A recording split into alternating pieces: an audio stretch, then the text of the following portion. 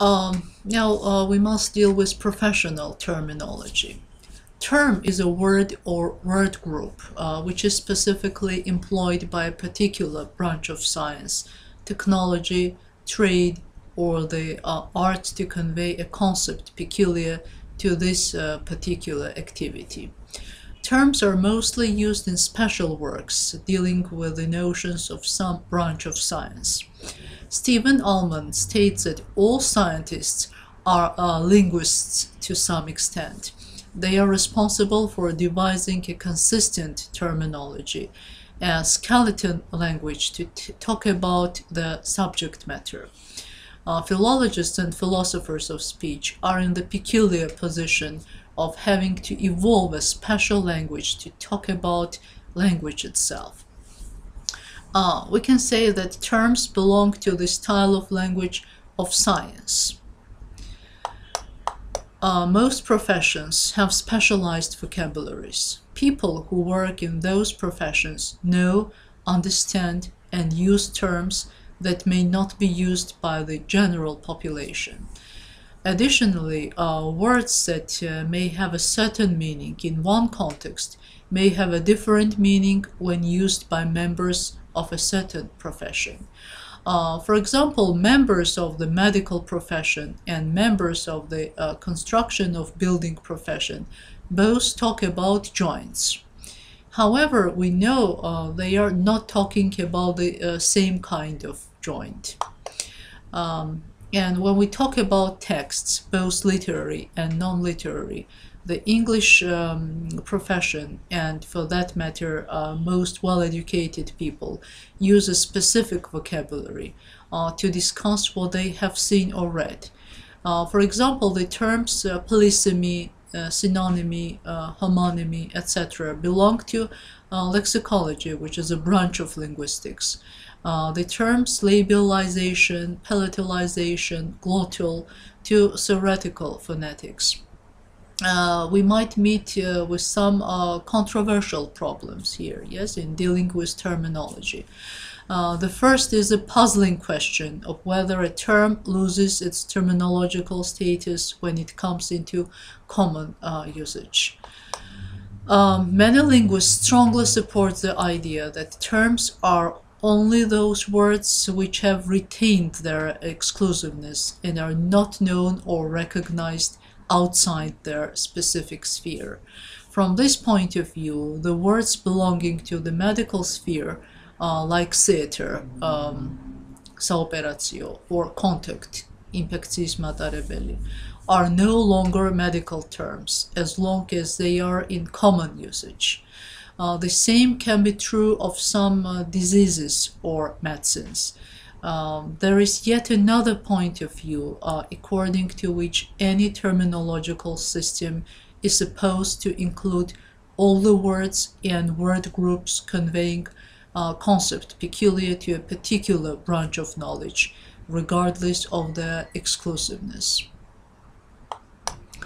According to contemporary researchers, terminologies seem to obey the same rules and laws as other vocabulary strata.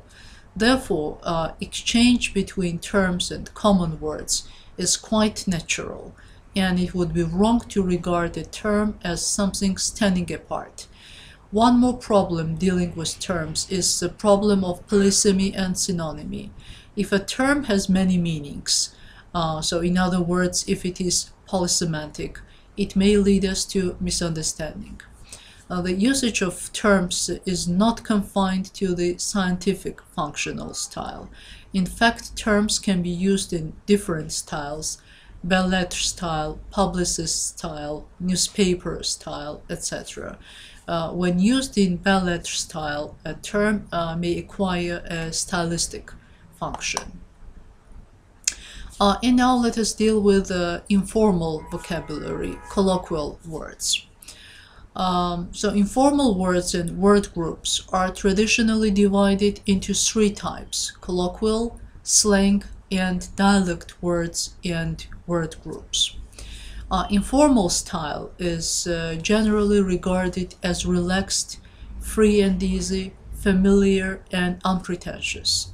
It should be pointed out that the informal talk of educated people considerably differs from that of the uneducated. The choice of words with adults is different from the vocabulary of teenagers. People living in the provinces use regional words and expressions.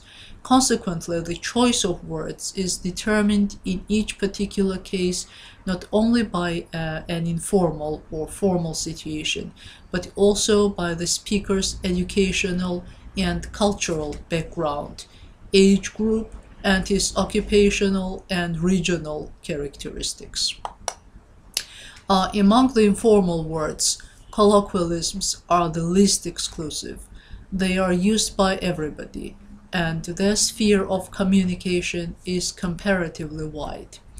These are informal words that are used in everyday conversational speech, both by cultivated and uneducated people of all age groups. The sphere of communication of literary colloquial words also includes the printed page, which shows that the term colloquial is somewhat inaccurate.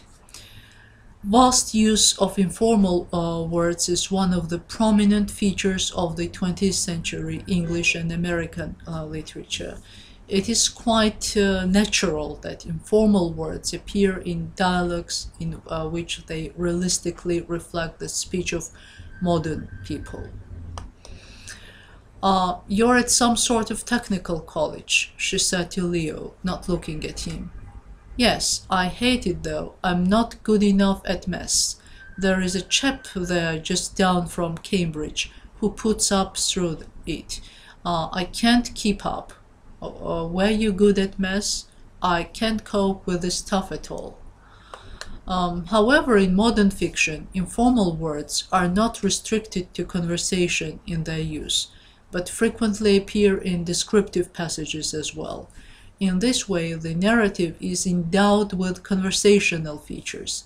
The author creates an intimate, warm, informal atmosphere, meeting his reader on the level of friendly talk, especially when the narrative verges upon non-personal direct speech. Now let us deal with some more examples of literary colloquial words. Pal and chum are colloquial equivalents of friend. Girl, when used colloquially, denotes a woman of any age. Bite and snack stand for meal. Hi, hello are informal greetings. So long as form of parting, start, go on, finish, and be through are also literary colloquialisms. And have a crush on somebody is a colloquial equivalent to be in love. A bit of and loot of also belong to this group. A considerable number of shortenings are found among words of this type. For example, pram, exam, fridge, flu, movie, etc. Verbs with postpositional adverbs are also numerous among colloquialisms. Put up, put over, make up, make out, do away, turn up, turn in, etc. Literary colloquial words are to be distinguished from familiar colloquial and low colloquial words. A borderline between the literary and familiar colloquial is not always clearly marked. The circle of speakers using familiar colloquial is limited. These words are mostly used by the young and semi-educated.